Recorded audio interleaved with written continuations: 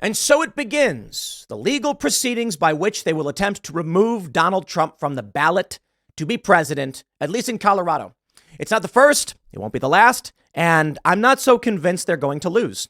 The New York Times reports Colorado trial will consider whether whether 14th Amendment disqualifies Trump. A lot of people are saying it's stupid, it's a distraction, it's a long shot, it'll never happen. How do you prove insurrection? The 14th Amendment doesn't even explicitly state president anyway. It does say any civil office, which is interesting. Yeah. It doesn't matter what the law is, because what we have seen already across this country in terms of civil lawfare is that they are going to stretch the law in any way imaginable to try and claim what they need to claim to get some, I don't know, I call it a victory, but it's kind of just like they'll just say, hey, look, we won because of this technical rule. We've got little old ladies being hunted down and arrested as if they are no different from adult men smashing windows and jumping into a building. January 6th, they do not discern between the two. You will get a 5 a.m. raid, whether you are walking around looking, taking pictures, or you're one of the guys fighting with cops. They, on the other hand, the federal law enforcement, not going to bat an eye at the far leftists who quite literally firebombed the White House on May 29th. And I love this one because I spent the weekend in Pittsburgh. And it's funny when you bring these conversations up to people are just like, huh? They have no idea that the far left firebombed the White House grounds and St. John's Church, May 29th, 2020. So here we go, baby. I'm telling you this right now. The argument they're making is that Trump's an insurrectionist. With the betrayal of Donald Trump by the likes of Sidney Powell, Jenna Ellis, and others, they now have all the fuel they need. A public apology for committing insurrection. No, hold on, I know. Jenna Ellis didn't plead guilty to insurrection. It was just, like providing false statements or something like that, right? Well, Jenna Ellis in court said she did not know the statements she made were false. And you've got people defending her? I love this. Shout out to Andrew Klavan again, because I like Andrew Klavan. But he said, all these little boys acting like they'd stand so tall and so tough facing down corrupt prosecution or whatever. And it's just like, okay, I can cite Julian Assange all day and night. That dude basically gave up his life to stand up for what he believes in. And I have tremendous respect for the man. He should be pardoned. And I hope that'll be the case if Donald Trump wins. But can I just shout out Steve Bannon? Because I was talking about this last week. We had Grace on from Warham. And we're asking her, is like, is Steve going to jail? Is he going to go to prison? Yeah, Steve Bannon said, F you, bring it on. And so when I take a look, and I get it. You're going to make the argument, yeah, well, Steve Bannon wasn't facing multiple felony counts. You can't make two arguments that contradict each other. One being, this case was, what I'm hearing from people supporting Jenna Ellis and Sidney Powell is that their case was so weak, they didn't want to go to court. So this is basically a walk. If that's the case, then do what Bannon did. Give him the big old middle finger and say, war. That's not what they did.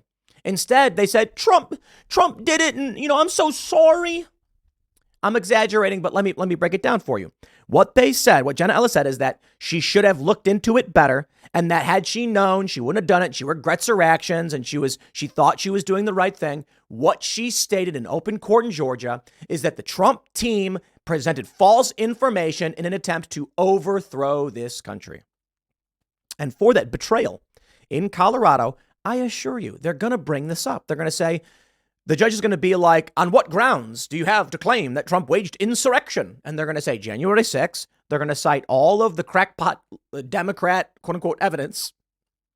And they're going to say, here are several statements admitted to public record from Trump's own legal staff admitting they were trying to manipulate the legal system with lies to take over this country. And there we go, baby. Now let's just lay it out there. I don't think any of that matters. I really don't. What's going to happen? This is a precursor. This is preliminary. I don't know what Colorado will do. Maybe they'll say yes, it's blue. It could potentially go red, but I doubt it. Depends. And this is why it's so important to get Trump off the ballot. With RFK Jr. running, the media is trying to say that he's going to pull votes from Donald Trump. I really doubt it. With Cornel West running, that's obviously pulling progressives from Joe Biden. And Cenk Uygur appearing on the Culture War podcast last week talking about his right to run as a naturalized citizen, despite not being born here, he will also, and he agreed, pull donations and resources away from Joe Biden. In a place like Colorado, where we assume it will be blue, if RFK Jr. runs and pulls 15%, let's just say he pulls 7%, because I think that's what he's polling at among Democrats. Oh, no, I'm sorry, nationally, Democrats like 14, 15%. Trump beats Biden in Colorado. I mean, maybe not, but potentially, right? That's why they got to get his name off the ballot. So what happens? This may be preliminary. Colorado may say, no, we're not playing this game. Y'all are nuts. But what happens? The framework, the groundwork that is laid forth in Colorado may be implemented in other states because they are trying to hedge their bets against an RFK Jr. run. We had People's Pundit on the show. He explained Trump could win Maine if RFK Jr. runs because it will pull enough votes from Democrats. Hey, RFK Jr. will pull some from Trump because they're not the diehard Trump voters. They're more like middle of the road, and they'll say, I'll take RFK Jr. But I don't think completely, because RFK Jr. is for reparations. But here's what I see happening. You're going to get a state, I don't know, Maine maybe, who knows?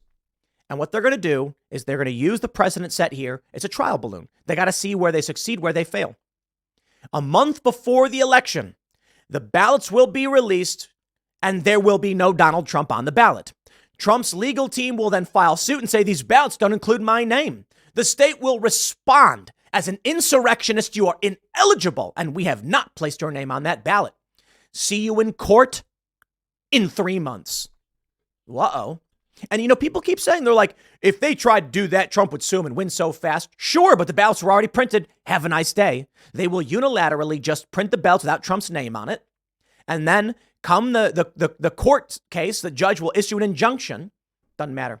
If it's 1 day, Tuesday, 3, 4, 5 days, Tuesday, 2 days, that's going to have a tremendous impact. Take a look at Arizona. People are saying like, oh, they would never do it. They can't do it. In Arizona, they printed the wrong ballots on the wrong size, on the wrong paper, and the machines rejected them. Whoopsie daisy. How did that happen?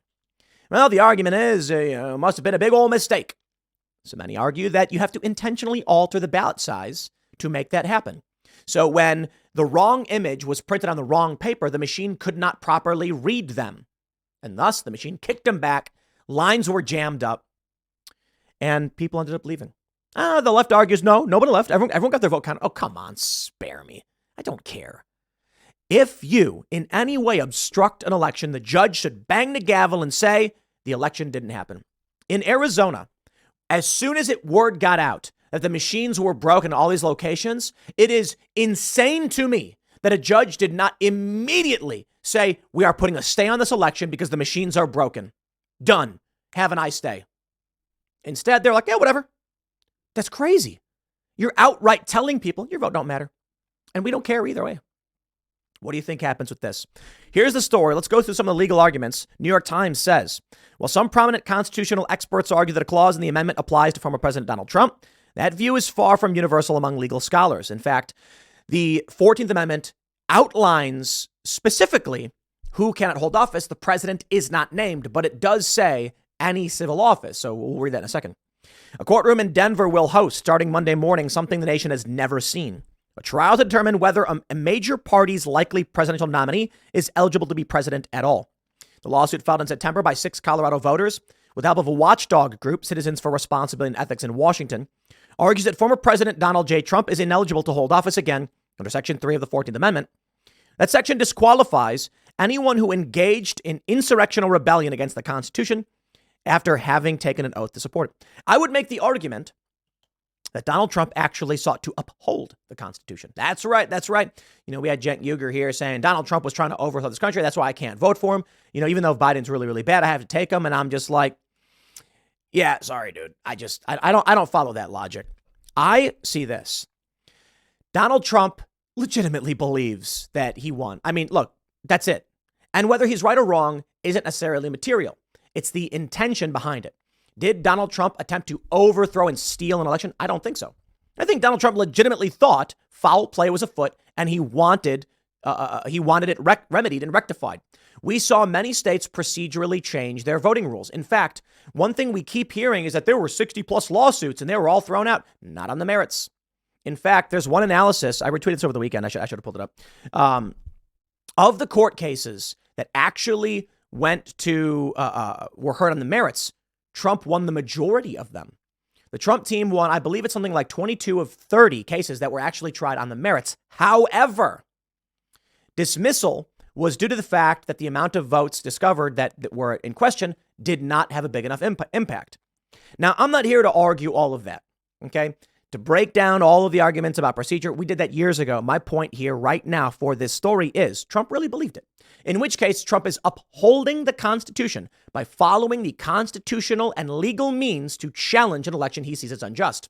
If a president genuinely believed they lost and said, I hereby hand over this country to people I think cheated, that is breaking your oath to uphold the Constitution, which requires the challenge be had.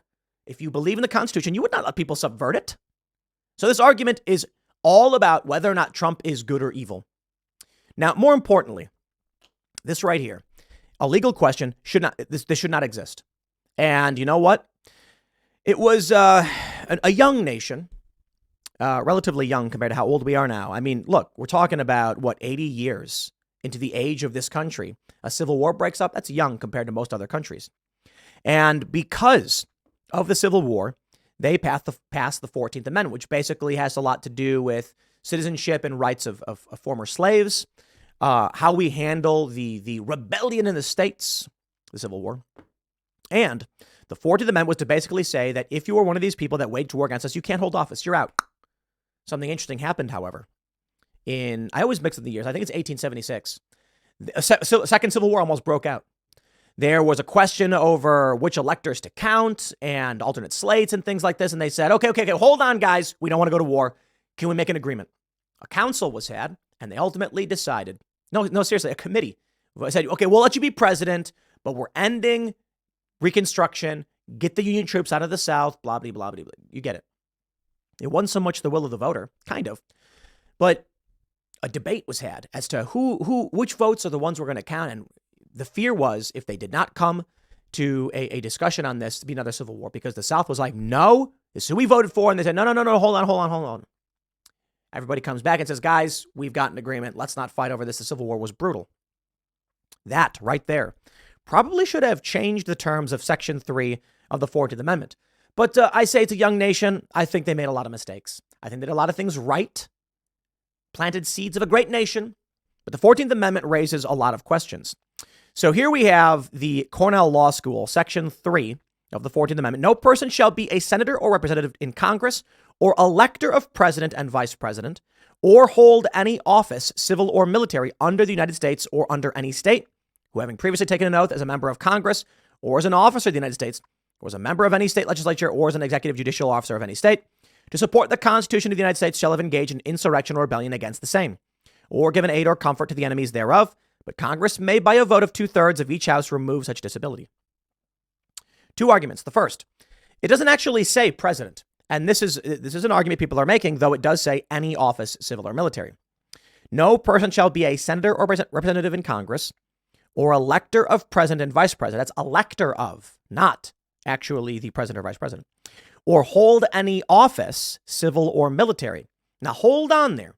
The argument here is holding office, civil or military is intended to represent a bureaucratic government position, not an elected position. The argument being they outline the elected positions for which they do not want you to be able to hold as an insurrectionist. Senator, representative to Congress, elector of the president or vice president, or a holder of office, civil or military, under the United States or under any state. I don't necessarily agree with that.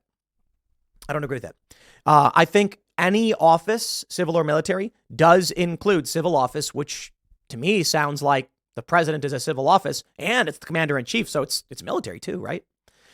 Well, that's what some people are making the argument for. But I don't think that one really matters. That I think any office clearly defines the presidency.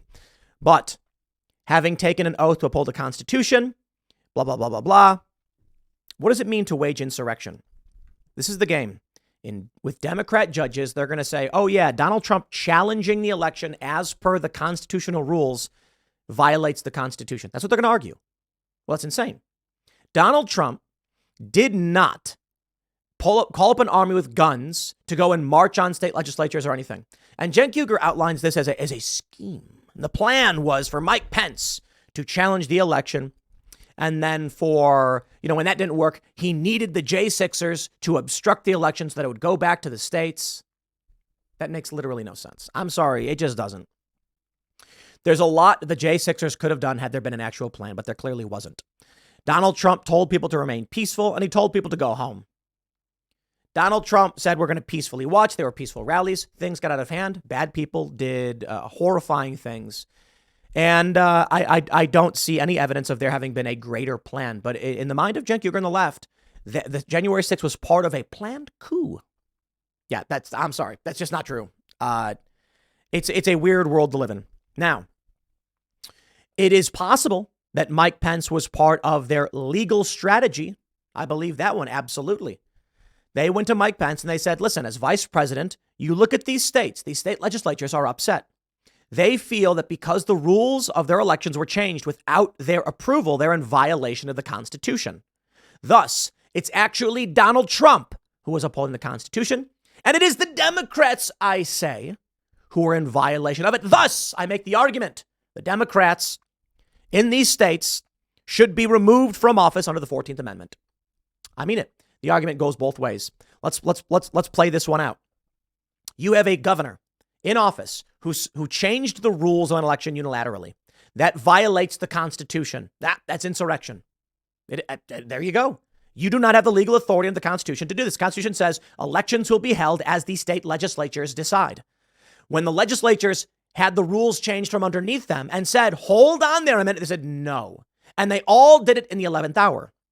Thus, Republicans won't do this, but they should. In every state where a judge, that's civil office, or an executive changed the rules, they should be removed under the 14th Amendment. But the Republicans won't do it. Hey, Jamal Bowman should be expelled from Congress after we saw the video of him taking down the warning signs and then pulling the fire alarm. Republicans won't do it. But this is where we're currently at. Right now, Donald Trump, of course, is the front runner to second place Nikki Haley. If you like war, vote Nikki Haley. Ron DeSantis in I'd say close third, but not really. He's down by 4 cents in the prediction markets. This is where we're currently at, my friends. It's a question of whether or not it's actually going to work. The New York Times says the plaintiffs say that Mr. Trump's efforts to overturn the 2020 election, including his actions before while supporters stormed the Capitol, meet the disqualification criteria. Okay, where are the Republicans anywhere to file similar suits? Why is it only the Democrats engaged in civil lawfare? Where are we currently? Listen, my friends, it's civil war. We are not in the hot conflict phase. Call it pre-Civil War, whatever you want to call it. Civil strife is what Stephen Marsh has described it as. And I think we're having him on the Culture War podcast soon to talk about a lot of this stuff. Civil strife is when a pre-Civil War era, people are dying. A certain number of dead every year over political tribalism and things like that. And I think we're seeing it. When you look at these young people screaming pro-Palestine stuff and then fighting people in the streets, just like the issue there proves, in my opinion, is people have no idea what they're talking about. So it's not about political issues. It's about hatred for the other. When you see 16-year-olds marching through the halls of their high schools chanting from the river to the sea, you're like, they have no idea what they're talking about. But they're bunched up and they're adhering to each other. And that is the makings of tribal conflict. This is where we're currently at. Now, the left, the Democrats, are engaged in civil lawfare. It's lawfare. I say civil lawfare because it is. It's pre-Civil War. It is the use of the legal system to destroy your political opponents before it gets to the point of hot conflict.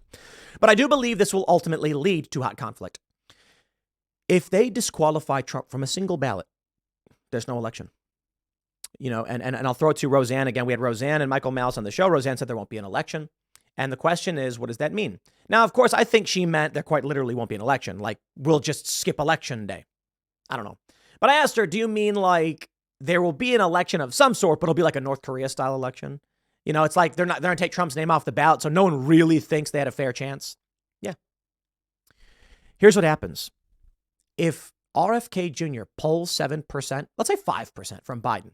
If he pulls even 5% from Biden, Trump wins handily. So the strategy here could be to spike Trump in states that are not necessarily swing states, but a 5-point swing would guarantee Joe Biden, and they need to counter that. If Trump's name is not on the ballot, sure, people will write him in, but what does that matter?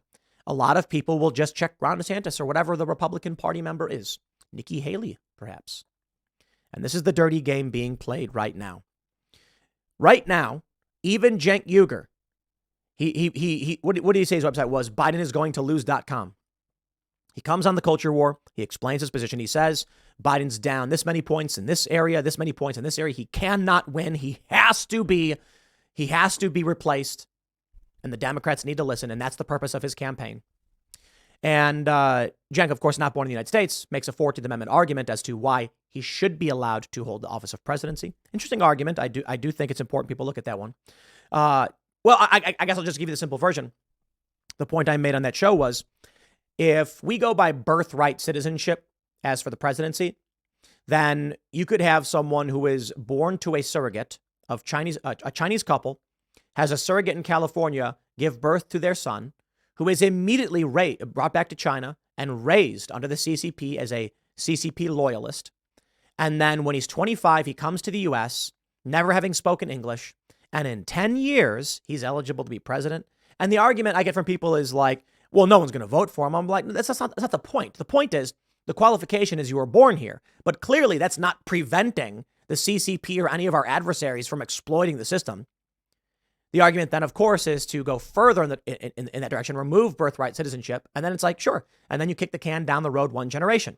That kid who was born here, or Chinese immigrants come to the United States, they get their citizenship status, have a kid. The kid is then brought to mainland China to be raised under the CCP, and it takes a generation. But then once again, you have a CCP loyalist. So, that's the question. Who would you rather have? That scenario, the CCP loyalist, or Dinesh D'Souza running as your president? Most people on the right would say Dinesh, but he's not. He wasn't born here. He can't be president. You get the point. I'm not saying I have the answers. I'm saying a question people should bring up. Anyway, I digress. The strategy here is going to be to test every legal avenue to remove Donald Trump and win.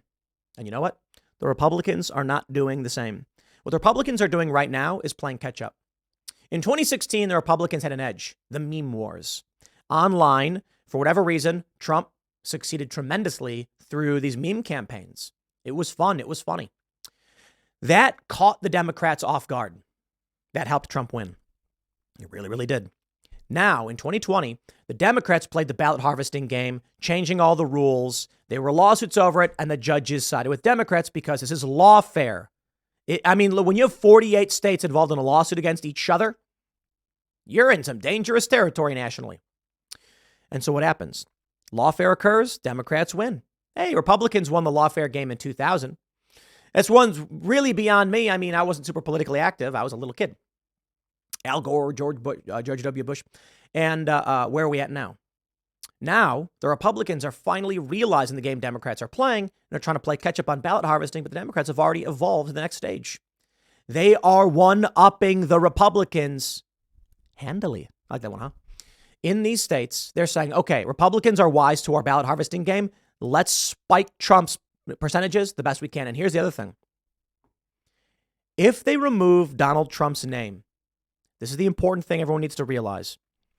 If they remove his name from a swing state, he loses. Done. Hands down. And many people are going to argue, no way. That'll never happen. Fine. What if they remove Trump's name from Illinois? Long shot. Illinois is blue, but come on. You got a lot of red portions of Illinois. Sure. Okay. Oregon and Washington. These places are so deep blue that when you look at all the maps, it's like if only men voted, it's all red. Yeah, Washington's still blue. So let's say in Washington or whatever, Trump is expected to get 30%, a couple million votes. If they successfully remove Trump's name from deep blue states, the stupid Republicans are going to say it doesn't matter anyway because these aren't swing states and Trump can still win. You're right. And then when the numbers get released on Election Day and Donald Trump has 38% of the popular vote to Joe Biden's 45%, but Trump still wins, people are going to shriek bloody murder. That will be Democrats' war cry. Here's what happens. In states like California, they still get a tremendous, I think they get like 10 million Republican votes. In Oregon and Washington, there's still millions of Republican votes. Sure, the Democrats always win, massive advantage. But those millions still go towards the popular vote count. What if California removes Trump's name from the ballot? Those 10 million Republican votes, which would normally go for Trump, may be split. Let's say 50-50. Let's say 50% of Republicans still write in Donald Trump. Trump still then loses 5 million votes. And then when it comes to the popular vote, they're going to say, look at this. Donald Trump won the Electoral College, but he only has 60 million votes to Joe Biden's 75. That's the game they're playing. Perception. And Colorado, many might say he's not going to win anyway. Sure. They will try to spike Trump's popular vote count. Why? Because then even if they lose, they will make a massive national popular vote push. And they will use it as propaganda and say, why is it that a man who only won a third of the popular vote is president? That's not democracy. And the real reason is, yeah, half the country probably did want Donald Trump. But with his name off the ballot, they didn't know how to vote or were confused or just voted for a different Republican. And the real question would be, well, they wanted a Republican to be president, but they split the vote by taking the name off the ballot. I hope y'all are ready for how dirty this gets, because it gets dirty. I'll leave it there. It has begun. We'll see how this develops. It may be quickly dismissed. Who knows? Next segment is coming up at 1 p.m. on this channel. Thanks for hanging out, and I'll see you all then.